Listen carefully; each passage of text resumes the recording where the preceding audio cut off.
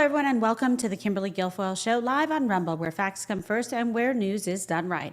And today, President Trump is seeing even more success on his efforts to restore law and order in our nation's capital. Since the new measures went into effect, violent crime is down 32%. Carjackings are down 86%. Homicides are down 60%.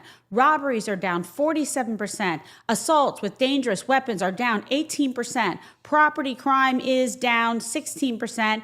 And there have been, listen to this, 0 murders. 0. Here's Vice President J.D. Vance with more. Watch. What we have control over is the nation's capital.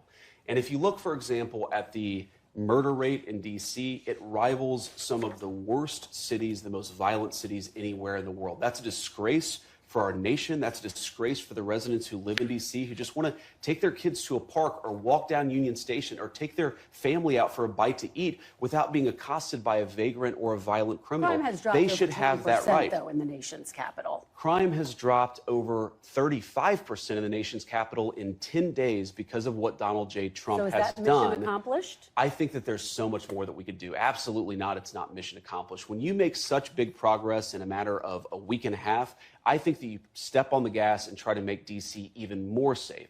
And here's the thing, Kristen, we don't have to live like this. My message to my fellow citizens here in D.C. or all across the country would be that allowing vagrants and armed robberies to take over your city, that's a policy choice. What President Trump is showing is that if you just empower local law enforcement to arrest and prosecute the bad guys, we can take back American streets. You, as a young family, whatever the color of your skin, you should not have to cross the street because there's a crazy person yelling at your children on the other side. You should not be worried that if you take your son out for a meal at 8 o'clock in the evening, an armed robber is going to assault your family. This is a policy choice to allow lawlessness to overrun our cities. The president has made a different policy choice. And I think what he's showing the entire American community is that we don't have to live like this. And that's the biggest thing that will come out of D.C. It matters a lot for D.C., but I think it matters more for the whole country to see that if we just make better choices, we can take back our cities. And as the president explained, this is our nation's capital. Think about that. This should be one of the safest and most desired places to visit anywhere in the world. And it is time to end the D.C. decline. Take a look. All of these things, 439 illegal alien criminals have been removed, and we have 6 known gang members, some of the worst leaders of gangs anywhere in the country, MS-13 and Tren de Aragua. We have 2 missing children that have been recovered. They thought they were gone. We brought them back to the family. The family started crying. They couldn't believe that they saw their child again. 49 homeless encampments have been removed. Like we have the head of South Korea coming in a little while, the president, and he drives down the street. Already, his people have told me, he said, what happened? It's so clean. We always came here, it was filthy dirty with homeless and papers all over the road. That's the other thing. Those roads are swept immaculate, but they're going to be much better in a few months when we put a topping on them. They're going to look like they're brand new. We'll get rid of those rusty old medians that have been crashed into 1,000 times, and they don't fix them. They just let them, they lay them down on the road and they sit there for months. But we don't do that. We don't run things. We run things like we run this. We like clean, we like beautiful, and we like safe. And we love him. But Democrats, they don't want to be honest about that sort of crime, just like they don't want to be honest about what's going on with John Bolton. On Friday, FBI agents searched the Maryland home and Washington, D.C. office of former National Security Advisor John Bolton, surrounding allegations that he sent highly sensitive classified documents to his family from a private email server while working in the White House, and perhaps used classified information for his own personal gain. Watch. Do with classified documents or about classified intelligence that Bolton printed in his book. Trump Justice Insider Mike Davis says Democrats, rhinos, and reporters who think this raid on John Bolton is about his book will be very embarrassed when the search warrant becomes public. Primetime's hearing Bolton was making a lot of money from overseas and may have been trafficking in intelligence. That wouldn't be putting America first. Constitutional scholar Jonathan Turley, who we just heard from, says Bolton could be looking at up to 20 years in prison. So Bolton should take his own advice and take a big, beautiful, deep breath. I think it's important that everybody take a deep breath here. This is a very serious matter, and it would be better. And the failing regime media apparently now has a problem with FBI raids, but they struck a very different tone when Mar-a-Lago got raided. And now they would be wise to actually face the facts. Look at this clip from Greg Gutfeld that has the left spinning in circles. Watch. Retribution, I say, who cares? You know, don't lecture me on timing of lawfare. Don't lecture me on politically motivated, investigations. You guys invented this stuff. You loved doing it to Trump because you didn't think it through. You were so confident that Trump was toast, that you could rattle off free punch after free punch after free punch without any fear of reprisal. So yeah, is it retribution? I don't know. But when you think about the constant lawfare, the gerrymandering, the Dems never expect it to happen to them. They're like home invaders who didn't expect a well-armed occupant when they showed up. And Trump is well-armed. This is kind of an ongoing masterclass for the Republican Party, the new Republican Party. To quote Greasy Gav, how to fight fire with fire. The conservative movement, which I loved for the longest time, they were kind of happy to fritter away their influence and power on the notion that they were always above returning fire. Oh, I write for National Review. This is disgusting. Let's write a 4,000-word piece on judicial reform. And then they don't do anything. They go back and smoke their cigar. They always felt it was beneath them to get in the ring and hit back. So it's one of the presents that Trump gave the Republicans that they desperately needed were balls the size of Jupiter. We love that. We love it. Telling it like it is. And joining me now, he's fabulous. Senior editor at the Daily Signal, author of the book Woktopus, Tyler O'Neill. Thanks for being back on the program. Thanks again for having me. All right. Well, this is, a lot of very interesting, fascinating news, developments going on. So we came to the right guy. The president is seeing results on making D.C. safe again. And I read off some of the stats earlier in the program, and there have been 0 murders, which is significant. I mean, lives saved, literally. You're in D.C. What are you personally seeing? Yeah, I mean, the main thing is what I'm not seeing. I'm not seeing as many homeless people. I'm not seeing, there was an intersection that I would drive up to, and homeless men would be fighting each other, one of them shoving another one out in front of my car. So I had to jam on the brakes not to slam into him. Oh my God. This is the same intersection where my female colleagues were constantly being catcalled, and they almost feared to drive through this area of DC because they thought these guys would do something that they really shouldn't. Again, and this is, my best friend got robbed at gunpoint here in DC just a few years ago. So much of this is personal for me, and to see President Trump taking it seriously.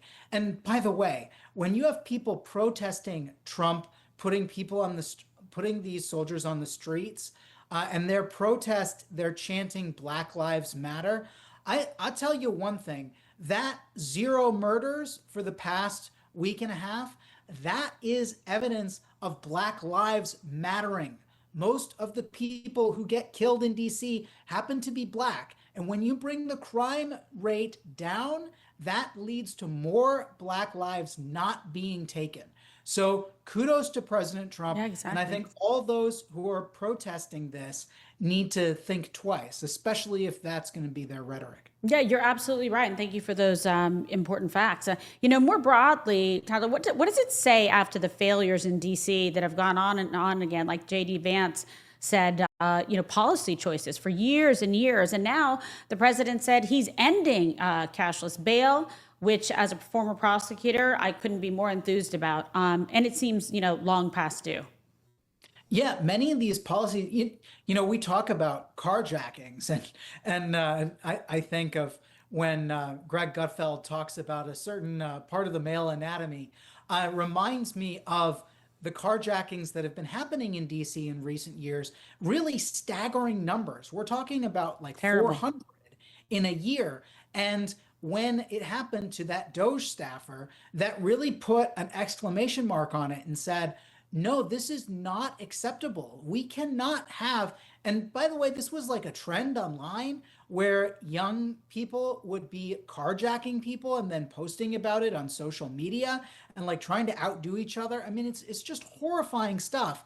And the police would arrest someone, but then the prosecutor would refuse to press charges. And that happened both in the case of the Doge staffer. It also happened in the case of J. Michael Waller, who works for the Center for Security Policy.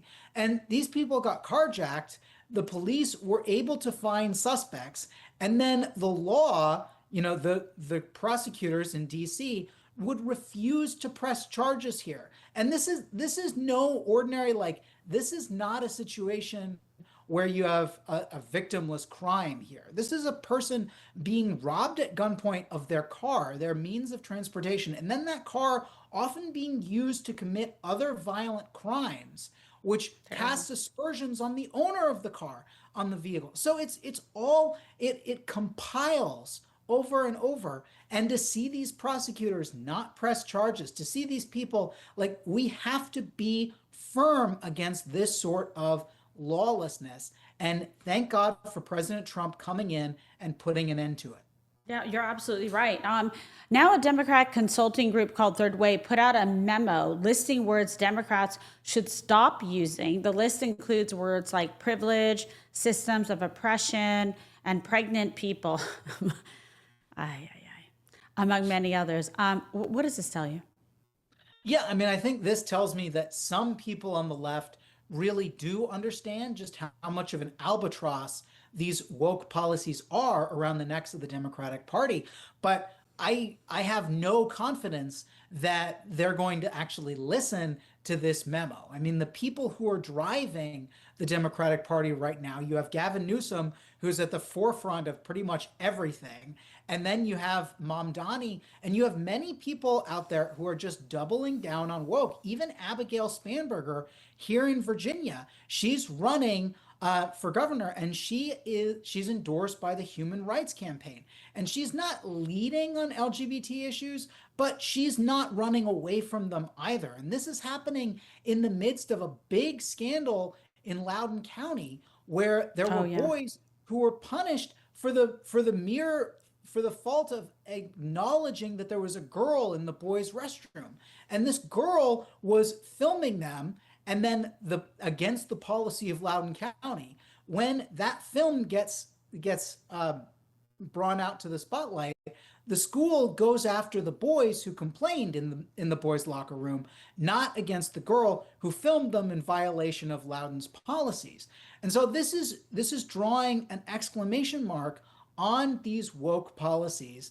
And, it's making Virginians look at the situation and say, I thought in 2021, some of these issues were addressed, and now they're rising up again to the surface. But this is all of a piece, because the modern Democratic Party is full bore on woke. And that's partially because all the activist groups that support them, the unions that fund them, the activist groups that set the agenda policy papers that send their staff into the Biden administration and into these Democratic policies, they are all lockstep on these issues, and they're not going to give them up. So Third Way can say until they're blue in the face, and by the way, I think Third Way is correct in this, that the Democrats need to move away from this woke orthodoxy, but that's not going to convince that party.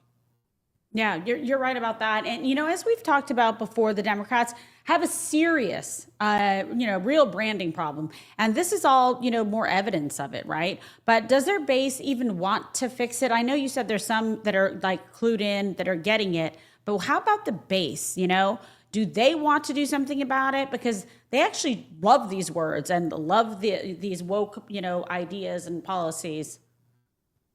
I think the base will see this as a form of cancel culture against what a lot of them support. So yeah, I think there are some in the Democratic base who want competency and don't want woke things, but that part is growing, is diminishing piece by piece. And those people are the true moderates, and they're not staying in the Democratic Party. One of the reasons why the Democratic numbers are cratering is because the Democrats have hitched themselves to the woke wagon, and there's no getting off point anytime soon. Yeah, that's the problem. And also, I just want to point out to our viewers, you had a column earlier this month about the so-called Biden burrowers. What did you find and the inspiration for that article? And how does it tie into the themes that you express and write about in your book? Thank you. Yeah, so the Biden burrowers is a series of investigative reports that I did for the Daily Signal. These are people, so just zeroing out, zooming out for the 10,000 foot view. Presidents appoint, I believe it's roughly 200 people or so. It might be more than that, but it's in the hundreds. And then there are, or it might be, well, anyway, there are millions of people. No, there are thousands and thousands of people who work in the federal bureaucracy. Presidents can't appoint everybody who's in the bureaucracy, and we wouldn't want them to. That would be unworkable. But a lot of what happens is you get these political appointees who transition. They go from a political role to a supposedly non-political role.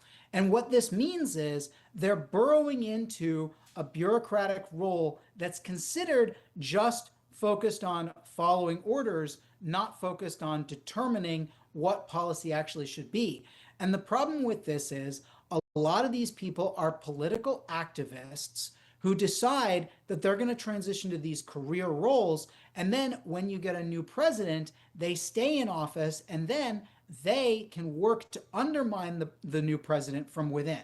So in this case, you have Biden political appointees who burrowed into the bureaucracy, who inside the bureaucracy, now they're in these non-political roles, but these are very political people. So just to name a few of them, one of them, Lucian Sikorsky, worked for Adam Schiff during Russiagate. And he's a lawyer, he's a former FBI analyst who is now in the FAA, and he can work from inside the FAA to oppose Trump. He likely will, because he was willing to work very closely with Adam Schiff on Russiagate. There's another woman who's now in the DOD, and she's a lawyer who advised Kamala Harris when Harris was going full bore against Brett Kavanaugh. And so she came on specifically to advise Harris on how to fight Kavanaugh's nomination. And now she's in the DOD under Trump. And not only that, but she also wrote an op-ed where she said that Trump is unfit to serve in public office, which means that she's working under him as commander-in-chief, where she's at the DOD. If anybody should not be working at the DOD as a lawyer there, it should be somebody who thinks the current commander-in-chief is unfit for office. But I mean, all of these people, I say again and again, their history raises a lot of questions. I don't know for certain that they're engaged in any activity right now against the president and his agenda, but I do know that their history raises a lot of red flags. Another one of them, Tina Thomas, worked very closely with Eric Holder, who weaponized the Department of Justice under Obama, pushing critical race theory and particularly pushing, this is an issue now in the news, redistricting along racial lines. And he has been trying to get pro-democratic redistricting throughout the country, and Tina Thomas worked directly with him. Now she is in the Justice Department under Trump. So why are these left-wing activists in the federal government? Again, it's possible maybe they are the actual true public servants who want to follow the president no matter who it is. I don't have concrete evidence that's not true, but I would highly doubt it if given their history. Yeah, no doubt about that. You and I, we weren't born naive, okay? Meanwhile, but I love the way you phrase it. Let's talk about John Bolton, shall we? He's apparently under FBI investigation for mishandling classified documents. That is at least these initial reports. The media wants to feign outrage, but there appears to be some serious misconduct that's been alleged. they are the ones always shouting that no one is above the law, but here now it's a double standard. Well, yeah, the shoe is on the other foot. If there really is egregious abuse of these classified documents, I think it would be good to hear about it. I think we need to have one standard of justice that is applied evenly. So whether we're talking about, a former president like Joseph Biden, or we're talking about John Bolton, I think we need to have a standard of justice that makes sense. I mean, it still stands out to me that they decided not to prosecute. Biden was considered not worthy, not mentally cognizant enough to be prosecuted for these classified documents, but mentally competent to be ruler of the free world, commander-in-chief, leader of our entire country. So, how that balances out, I'm not quite sure. When it comes to John Bolton, I do want, I want due process for everyone who is facing charges like this. But if he did abuse his authority here, everybody said when Trump got raided at Mar-a-Lago that no one should be above the law. Remember that? And now suddenly they're acting as though it's the end of the world when John Bolton is raided. Let's have one standard of justice. I'm for that all the way, all the way. And how does this all, tie into your fabulous book and, the swamp-like apparatus that you have so diligently uncovered? Thank you. Yeah, so my book, The Woktopus, The Dark Money Cabal Manipulating the Federal Government, outlines how the left's dark money network, people like George and Alex Soros, the Arabella Advisors Network, Hans-Jörg Wyss, these people funnel a lot of cash to the woke NGOs that called the shots in the Biden administration. We all know President Biden wasn't making every decision. He wasn't even making every decision on who to pardon. So, when it comes to who is advising him, who is in his ears, where did they come from? What does that reveal? A lot of this is in The Woktopus. And so I explain how the Human Rights Campaign, the Center for American Progress, the Southern Poverty Law Center, the ACLU in particular, were funneling their staff and ideas into the Biden administration, pushing it in a woke direction and pushing the bureaucracy. I mean, this isn't just the fact that Biden, who was elected, well, we can question how the 2020 election happened, but Biden, who at least was the president, he has the ability to name his people for these offices. But there also is this vast fourth branch of government, the administrative state, that the left very effectively used to push their agenda. And they've been doing it for decades, but they were really successful under Biden because Biden was such a figurehead. And so my book delves into that and explains why we're seeing a lot of the pushback, both from inside the administrative state and from outside, with a lot of these woke activist groups like the ACLU filing lawsuit after lawsuit after lawsuit, hoping that judges will block Trump's actions so that they can claim victory and so they can tie his hands until they can get somebody else they like in the White House. Yeah, you're absolutely right. That's the game plan. And let's talk a little bit about back to school. Now that all the kids are heading back, where do you think we're at in taking sort of this far left lunacy out of the classroom, especially in places like Loudoun that you reference in Fairfax County, Virginia? Yeah, I think we're a lot further than we were in 2020 and 2021, but there is a long more way to go. So what we're seeing with the schools, these are downstream. We say politics is downstream of culture. Our K-12 schools are downstream of the education establishment. So one of the main things that President Trump is doing that's really important, he's taking the cultural fight to the left in institutions that matter culturally. So you see the Smithsonian, you see him coming in and saying that you can't discriminate on the basis of race and that you can't engage in critical race theory, DEI, these things that were essentially gospel for much of the cultural elites, the cultural apparatus in America up until this point. So Trump is taking the fight to the elites, and that's the thing that's going to have long-term effects going forward. And it's great to see, you know, I was listening to Al Mohler this morning, Yeah. and he was talking about how every museum makes an argument, is actually not just showing artifacts, but telling a story about our past. And the left has been weaponizing these institutions to tell its stories. Now President Trump is rooting that out of these institutions, and that's a really powerful step forward. It really is. You know, sometimes though, Tyler, what I worry about, I mean, we're making so many things happen, tremendous accomplishments at a record pace. I just actually worry because you see the difference in the policy choices, deliberate policy choices, and how very severely it effectuates outcomes in cities and public safety and crime and all the above. Like, what happens then after Trump? Like, this is the problem. I already am starting to worry, okay, about midterm elections and, you know, 3 years from now. Like, this is what, like, comfort me. We don't know. I mean, so there are a lot of factors looking forward here. Trump is moving the Overton window, and that's really important.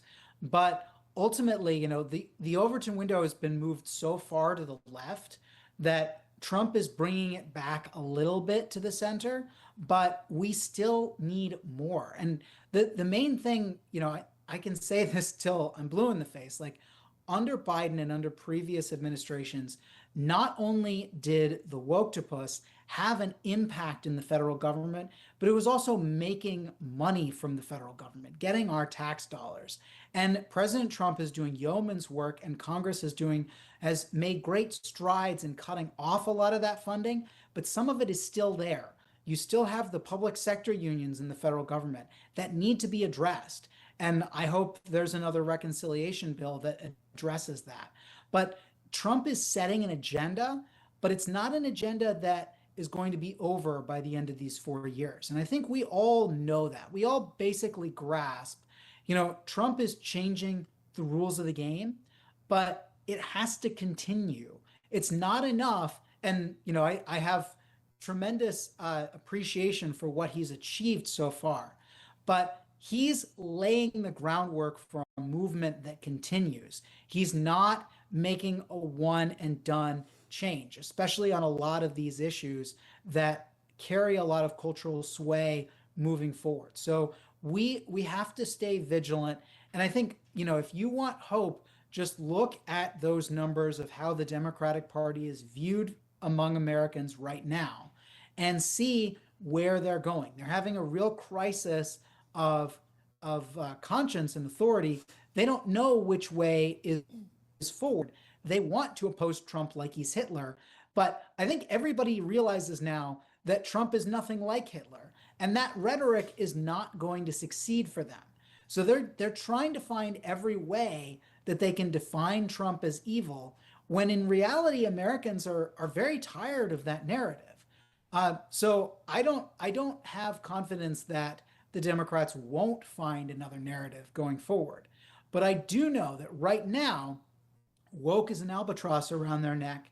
They don't have positive alternatives to Trump's policies. Trump is rightly in the driver's seat, and we'll see where things go. I want to see the country more rally around Trump. And as we get more positive results of his policies, hopefully we'll see more and more of that. Okay, that's a great answer to a difficult question. And I have another one because, you know, as a mom and kids going back to school, what are your tips for parents, for students? How should they navigate these issues when they're actually confronted with it? Yeah, that's an excellent question. So I'm just going to lay my cards on the table. I'm a Christian who's very concerned about this. I think it's very important that Christians show both love for our opponents and for those who are, you know, who really are our enemies, and a stance on truth that is unyielding. And so we have to say, no, LGBT ideology is not good. It should not be taught to kids. We need to get porn out of schools. We need to get these divisive racial messages out of schools. We need to not demonize the history of our country. And we need to acknowledge the positive things of our country. But at the same time, we need to do so in a winsome way that doesn't, that doesn't constantly put down and go against everyone. So I think the main thing that we have to do is set forth the truth in as strong a way as possible, and with compassion. So when you face these issues, and it's a really hard minefield to navigate right now. My family, we've decided we're blessed enough to be able to send our kids to a private Christian school, and we encourage those who don't want to fight this battle in their own families to find alternatives. I very much support as much school choice as possible to get kids out of failing school systems. So does President Trump. And into situations where their values, the school's values, align with their values. I think it is an absolute travesty that we cannot trust the public schools to be neutral. If there are going to be public schools, they need to not be forcing this woke ideology. And that's what they're doing. And so we need to have as many alternatives as possible. But for those moms and dads who still have kids in the public school system, I pray for you. I respect you. I honor you. I hope that you're able to use your voices to send a wake-up call. And not every school district is as liberal as the one that I'm in right now. Not every school district has gone woke. And there are many that do a good job of aligning with the values of the parents. But I tell you, in Virginia, we see example after example after example, even in red areas of the state where you would not expect this. Suddenly there's a transgender bathroom, or there's a policy that prevents parents from knowing what their kids are identifying as at school. And this sort of thing should not be happening under the new rightful definitions of Title IX in the federal government. I think President Trump is doing a great job. The Department of Education is calling these Northern Virginia school districts to task, which hopefully will change the way things are looking going forward. But right now, it is a battle, and I pray for our nation. I pray for the school districts. I pray that we don't have to be at loggerheads with one another, because this is fundamentally a clash of worldviews, and it does not belong in the public school system. You're absolutely right. It does not belong there. Do not wage battle in our children's classrooms. How dare you? Congress gets back to work after Labor Day. There is expected to be some battles over the defense spending bill, a recessions package, and much more. What are you keeping your eye on, Tyler? Yeah, I'm keeping my eye on a lot. I think those are major battles that are coming sooner rather than later in Congress. We're also looking at a funding deadline, a discussion about how the federal government, and this is part of the military spending bill that you mentioned. It's all part of keeping the government open and managing. So Trump is in the driver's seat, but even the Republican Party, the majority in Congress is very thin. And so you have to make, there are a lot of Republicans who don't have the spine that Trump has. And so ultimately, we have to keep the government funded. And there's going to be a close battle. Democrats are willing to shut down the government in this. And I think it's important. We'll be covering at the Daily Signal. If Democrats are the ones to blame, we will call them out for the government shutdown if it happens. But I think, I covered a situation where a Republican defense spending bill is sending money again to some of these woke parts of the federal government that were used to fund leftist causes and push things that are like censoring Americans. And this kind of thing has to be called out. We'll be paying attention to it at the Daily Signal. These fights are not going away. And, we're talking another round of rescissions. I'm looking forward to that. I hope it's going to be even more robust than this previous round was. Defunding PBS and NPR is a huge step in the right direction, and I'd like to see more of that. We also have hopefully another round of reconciliation next year where hopefully we can address many of the issues that were left on the cutting room floor with the One Big Beautiful Bill. It had a lot of really great victories in it, but it wasn't as strong as everyone wanted it to be. So we're going to see a lot out of this Congress. I think a lot of people are looking ahead to the midterm elections, but it would be a mistake not to pay attention to what's happening in Congress right now. No, you're right about that. Listen, we like to talk about all of it, Tyler, because we have you and we love the Daily Signal. Take it away. Tell everybody where they can find you, get all the latest, biggest breaking news, investigative journalism from the Daily Signal, buy your book, follow you, all of the above. Thanks so much, Kimberly. So you can find the Woktopus, the dark money cabal manipulating the federal government, across the internet, pretty much wherever you buy books. Everywhere. It's on Amazon. It's on other platforms. It's in Barnes & Noble. And you can find it in multiple versions. We have an audiobook, hardcover, paperback, and an ebook. So I highly encourage you to take a look at that. Take a look at and follow me on X. My handle is Tyler2, the number 2 O'Neill. I just broke a really big story about a Moms for Liberty leader who is kicked out of the Girl Scouts. This story has really blown up. She wasn't just kicked out of the Girl Scouts for saying she wouldn't support Pride, but she also faced swatting. So she had a false call to her house with police because she dared to criticize a church with an LGBTQ flag out front. So this kind of thing, I'm constantly paying attention to the news and finding the next big stories. You can follow the Daily Signal on all platforms.